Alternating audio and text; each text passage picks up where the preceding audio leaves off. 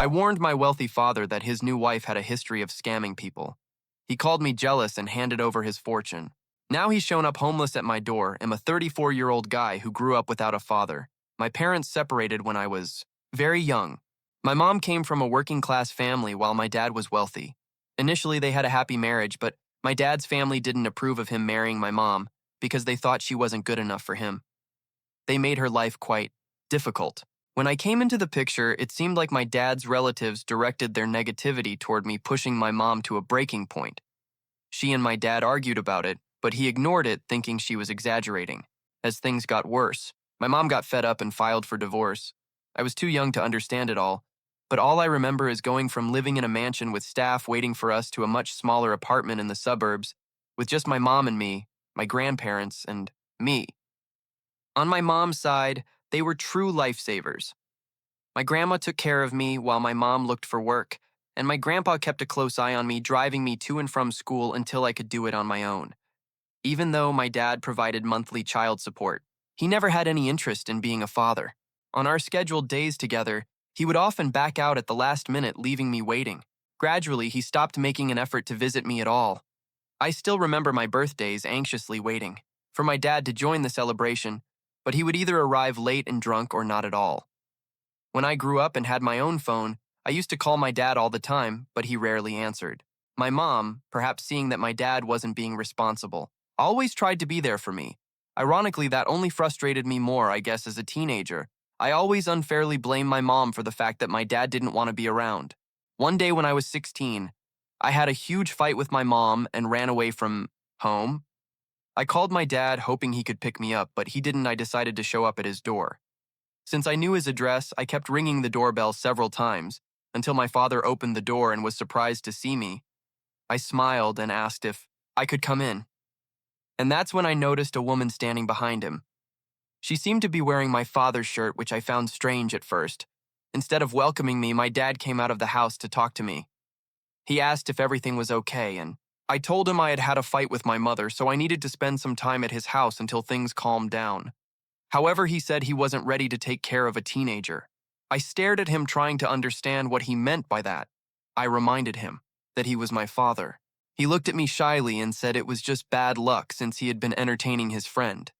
He started telling me I should go back home to my mother. When my dad said that in front of me, it hurt. It was like my rose-colored glasses shattered and I saw things as they really were. When I got home crying, I told my mom, and she hugged me, trying to comfort me. She didn't even care about the fight, which made me feel a little better about myself. After that, I stopped communicating. With my dad, I only sent messages on holidays or my birthday, and even then it was just one sentence. I stopped asking him out or inviting him to school events. The distance only grew from there. I promised myself that I would never let anyone make me feel small again. I wanted to build a life for myself, relying on my resilience and independence. I graduated from high school and went to college on full scholarships. During college, out of the blue, my father called me one day.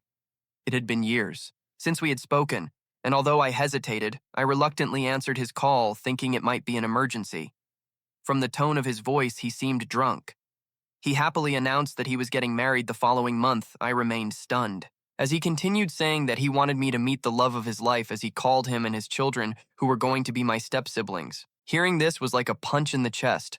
Although at this point I knew that my dad didn't love me, I always attributed it to the fact that he didn't like children. But hearing him talk about his new wife's children made me wonder if he simply didn't love me specifically. He continued to sing the praises of the stepchildren and how he couldn't wait for me to meet them. I politely declined, saying that I was very happy for his marriage, but didn't want to be involved with his new family. He immediately began begging me to be part of his wedding ceremony. I didn't think this was a good idea at all, and did my best to avoid it, but he seemed determined. When I spoke to my mother about his marriage, she was as surprised as I was. I hadn't expected him to call me after so many years of no contact. He reminded me that I was now an adult, and therefore, free to make my own decisions about whether I wanted to reconnect with him or not. After days of contemplation, I reluctantly agreed, hoping that this might signal a new beginning for us, and that it would genuinely change him. My father invited me to dinner so that I could meet his new family before they were married. The dinner was an absolute nightmare, to say the least. My fiancée Kayla absolutely hated me in every way. Her stepchildren Brandon and Ula weren't interested in me and refused. To speak dinner was awkward, clearly showing they didn't want me there. My father remained completely oblivious to this fact and kept rambling about how proud he was to be a father of 3 and how he couldn't wait for us all to come together as a family. It bothered me to hear how he wanted to be part of a family when he couldn't be a family man to me, and my mother pretended to be a father to her stepchildren. After years of not being one to me, I decided to let it go. I kept my mouth shut, wanting to give him the benefit of the doubt that he had really changed. While we ate, he brought up his will and told me he had had to change the ownership of his businesses because he was getting married. I nodded without much interest in the conversation. Then he dropped the bombshell he invited me that night to reveal that he was transferring his entire fortune and businesses to his stepchildren, Brandon and Ula. I stopped eating, staring at him in shock. He said he didn't want a surprise. Me later. So she was giving me a warning. I took a deep breath and asked her why she was telling me now, given that I never asked for anything from her money or business. She explained that it was at Kayla's insistence so that I wouldn't bother her. Ow. Children later. She went on to say that I already had a job and didn't think I needed financial help, while Brandon and Kaya, being unemployed, needed to learn the ins and outs of their business to achieve financial success. I thought this would allow them to be financially successful in life. I stood there processing the bombshell I had just dropped, trying to maintain my composure. I asked him if he understood what this meant for me. He calmly explained that it was a practical decision for his new family's financial future. I couldn't contain my frustration and disappointment.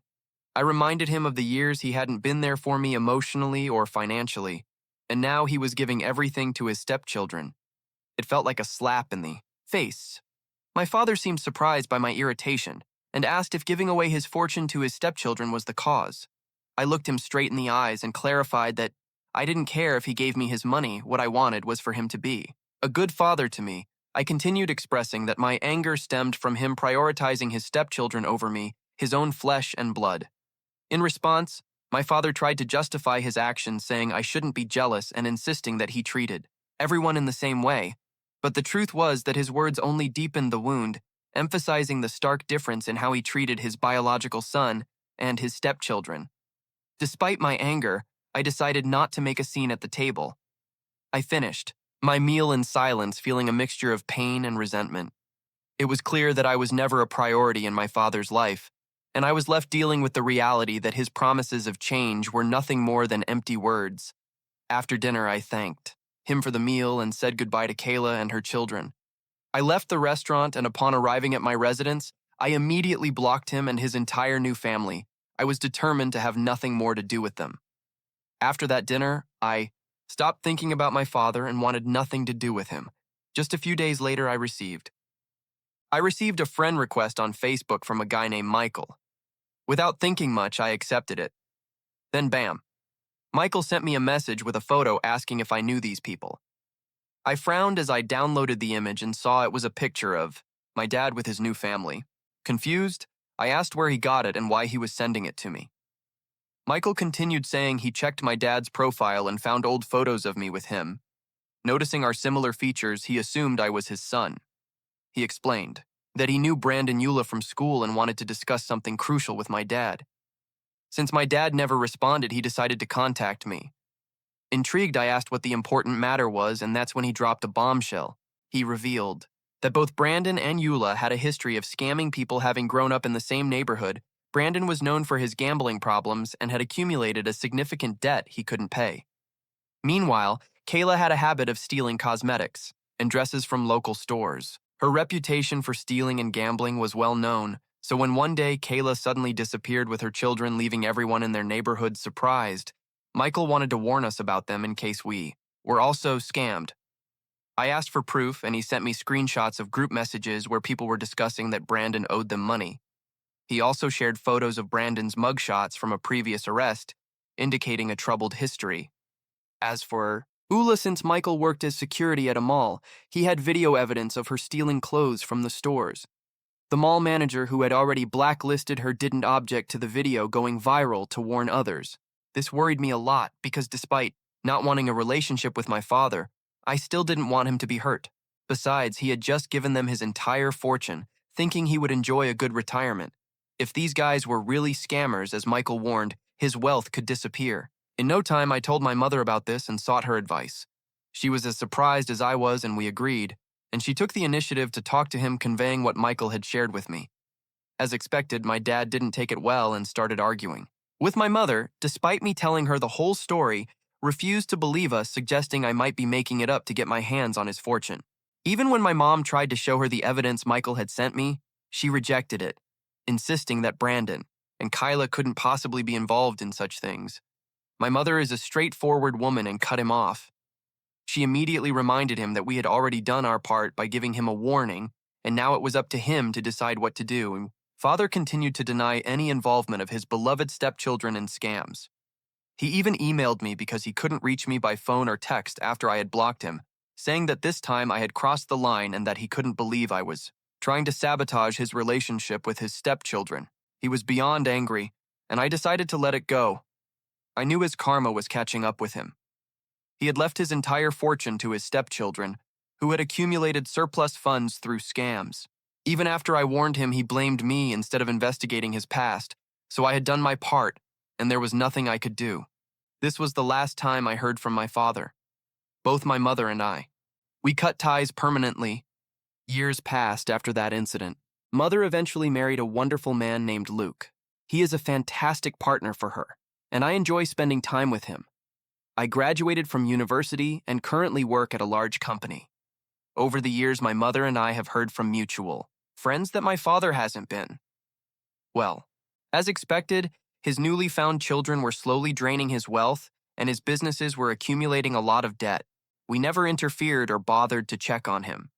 I moved into my own apartment and enjoyed my freedom and independence as an adult. One day, the doorbell rang. When I opened it, I was shocked to see my father standing there, a shadow of his former self. I couldn't believe how different he looked and asked him if everything was all right. I asked him what he was doing there. He explained that he was in dire straits and had nowhere to go. He had gone to my mother's place, but no one answered. I informed him that my mother was on vacation with her husband. Then he told me that he had to contact our mutual friends to ask for my address so he could come and see me. Instead, he asked if he could come in for a moment.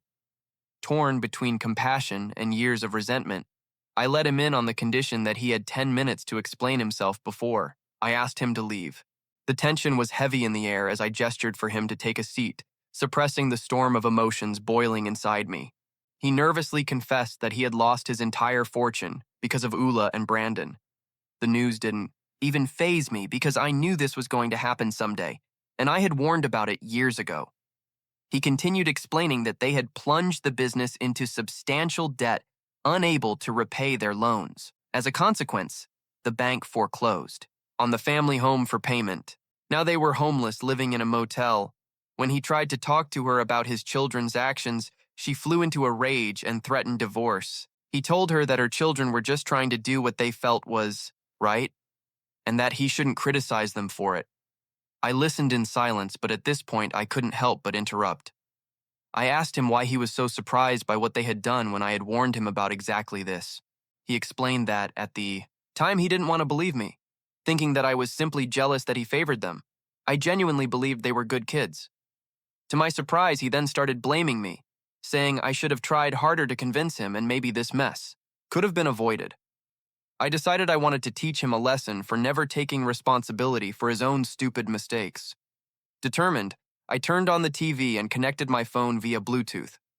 I wanted him to witness all the evidence that Michael had sent me years ago about Brandon and Ula. My father's eyes widened as he witnessed a cascade of evidence, screenshots, police reports, and a video capturing Ula's theft at the mall. The consequences of his decision to trust these monsters were unfolding. Before him, pain, betrayal, and devastation filled the room, echoing the emotions he had unknowingly subjected me to years ago. It was a visual reckoning, a bitter reflection of the choices my father had made. He sat in stunned silence, confronted by the consequences of his actions. The room carried the unspoken weight of truths, and I seized the moment to dictate my own verdict. "This is just the beginning," I declared in a firm and resolute voice. "You lost everything because you refused to believe me and my mother when we told you the truth about them. Your legacy is gone completely, and now you must face the reality of your decision. I expressed how my whole life I had clung to the belief that he was a good person, only to be consistently disappointed at every turn. And now I'm glad he's getting his karma.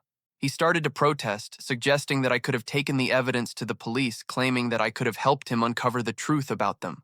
I yelled back, making it clear that it wasn't my responsibility to report them. I reminded him that my mother had tried to show him evidence, but he had stubbornly refused.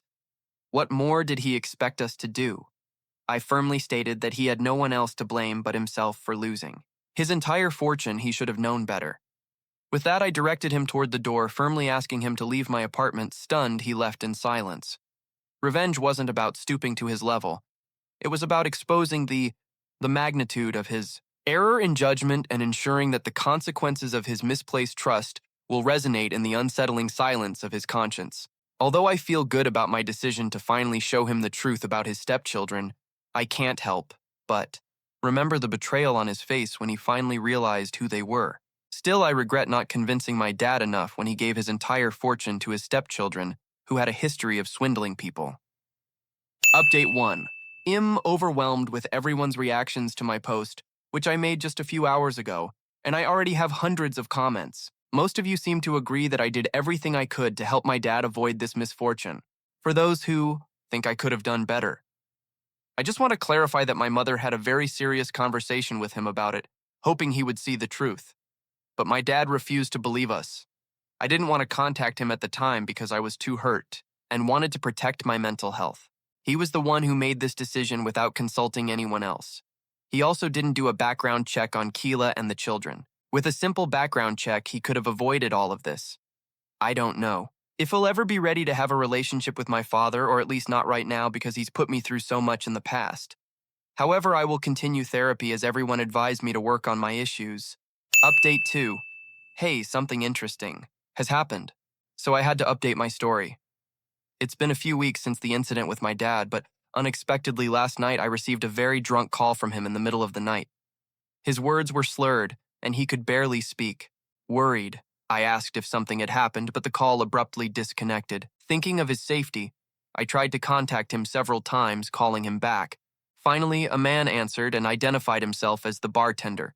He informed me that my dad was in no condition to walk and asked me to pick him up. After receiving the bar's location, I drove there immediately. Upon arriving, I found my dad completely drunk repeatedly, expressing nonsensical regrets about his actions with my mother and emphasizing that the only person she could trust was me. Ignoring his comments, I helped him into the car. Unsure whether I should take him in that state to see Kayla at the motel, I asked if he wanted to rest at my apartment. My dad replied that he couldn't go back to her. I asked him what he meant by that, and then he told me that Kayla had left him. I wanted to gather more information, but I realized he wasn't in any condition to provide much. So I took him back to my house. As I write this, my dad is snoring in the next room, and I'm waking him up to ask him about what happened last night was quite unusual for my dad to be so overly agitated. Yesterday, I informed my mother that she returned from her vacation and is on her way to my apartment. She wants to be present when we confront him about what happened last night. Update 3. Basically, after my father woke up from his sleep, my mother and I confronted him with the truth. He seemed reluctant to open up, so I firmly asked him not to call me again in the middle of the night, disturbing my sleep. He apologized, explaining that the reason he hesitated to tell us anything was because he felt ashamed. Then he revealed that Kayla had left him after he saw all the evidence I showed him on my TV. He confronted Kayla, who refused to accept her children's mistakes, and argued that I was making everything up. When my father threatened to involve the police, he finally confessed. Kayla revealed how her children had always been con artists. She had tried to reform them, but they stubbornly clung to their ways. They had moved from their hometown to this big city in an attempt to start a new life where no one would notice them. When she met my father, she saw financial stability and expected her children to eventually change. However, they persisted in their lifestyle, recklessly accumulating more debt. He confessed that he knew everything, but never imagined they would end up with nothing. They argued even more, and Kayla confessed that now that my father had nothing to offer, she had been thinking of leaving him. She packed her things and left. My father almost cried as he recounted the incident. Although I felt sympathy for him, I couldn't help but reflect on how he had ended. up in his own grave by trusting a woman instead of me. If only he had listened to me, he would still have his mansion and family businesses. My father began to apologize profusely. He cheerfully asked my mother for forgiveness, acknowledging the pain he had caused her.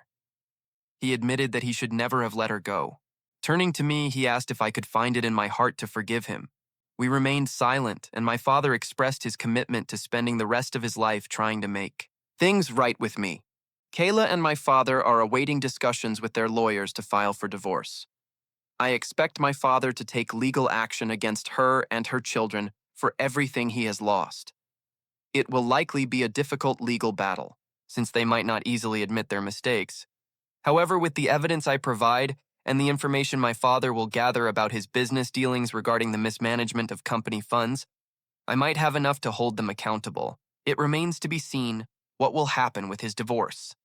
For now, I hope he learns to live with his mistakes every day and realizes what he lost by leaving my mother and me. In the future, I hope he reflects on his errors and becomes a better man over time. As for me, I will hold my head high and try to be the best version of myself, just as my mother taught me to be.